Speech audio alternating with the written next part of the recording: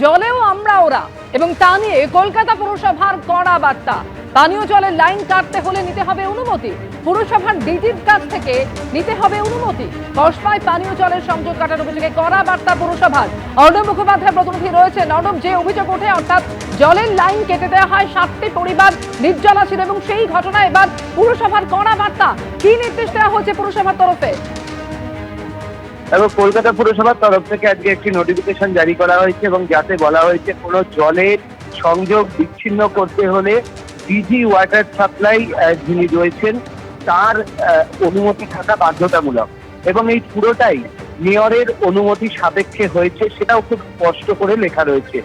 অর্থাৎ আমরা যেটা দেখছিলাম যে গত কয়েকদিন ধরেই কিন্তু এই যে রাজডাঙ্গা এলাকা, সেই রাজডাঙ্গা এলাকায় জলের লাইন কাটা নিয়ে কিন্তু একদিকে সুশান্ত ঘোষ, অন্যদিকে হচ্ছে দীপিকা মান্না, তাদের মধ্যে একটা তর্ক বিতর্ক তৈরি হচ্ছিল।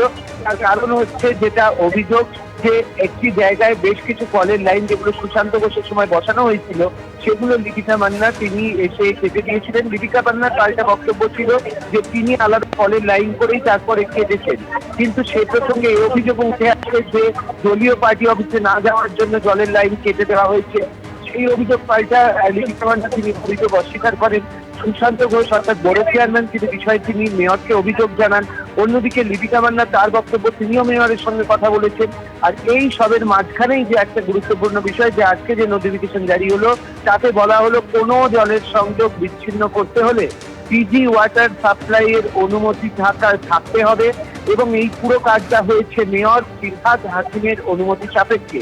অর্থাৎ এই বিষয়টা খুব স্পষ্ট যে ফিরহাদ হাকিম তিনি কিন্তু তার কাছ অব্দি এই বিষয়টি পৌঁছেছে এবং তার নির্দেশ মোতাবেক পুরসভা এদিন এই নোটিশ জারি করেছে। ধন্যবাদ অর্ণব তোমাকে। জলেও আমরা ওরা। আর যে প্রশ্নটা সামনে আসছে যে তৃণমূলের পার্টি অফিসে না গেলে কি তাহলে জল মিলবে না?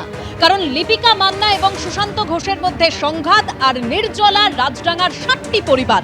অবশেষে এলাকায় গিয়ে স্থানীয়দের সঙ্গে কথা বললেন কাউন্সিলর। এলাকায় 4টি কল বসবে, আশ্বাস দিয়েছেন তৃণমূল কাউন্সিলর লিপিকা মান্না।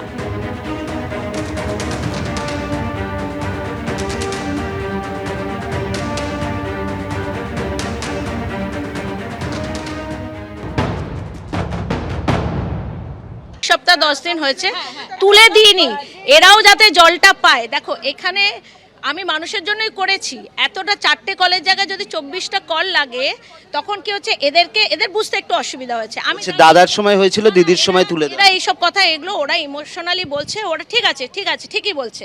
এটা কলটা আগেই ছিল, 15 বছর ধরে 4টে কলই ছিল, 15 বছর ধরে 4টে কলই ছিল।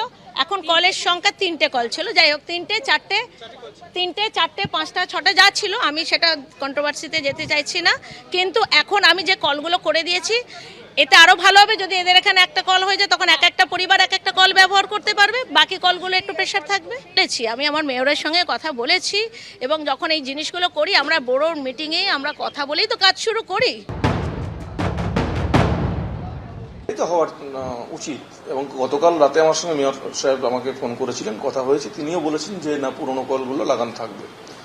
কল লাগাক না, একটা জায়গায় 50টা 100টা কল বাড়ুক না, আমাদের তো লক্ষ্যই সেটা যে প্রত্যেকটা ঘরে ঘরে পানীয় জল পৌঁছে দেওয়া। তাতে পুরোনো লাইন কাটাটা ঠিক হবে না।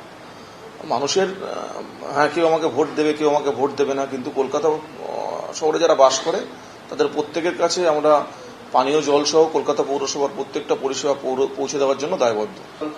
বলতে পারবো না সেটা, কিন্তু যেই করুক কাজটা তো মানুষের জন্য কাজ। আজকে আমি এখানে 108 নম্বর ওয়ার্ডে আছি, যে কাজগুলো করে যাচ্ছি, কালকে অন্য কোনো কাউন্সিলর এসে কাজগুলো নষ্ট করে দেবে, বন্ধ করে দেবে, সেটা তো ঠিক নয়। ও তো কি বললো না বললো কোনো মায়না রাখেন না। 2 বছর 3 বছর রাজনীতি করছে, কি গোষ্ঠীদ্বন্দ্ব এখনো জানেই না দলটা সম্বন্ধে, ওর কথা কোনো মায়না রাখেন না।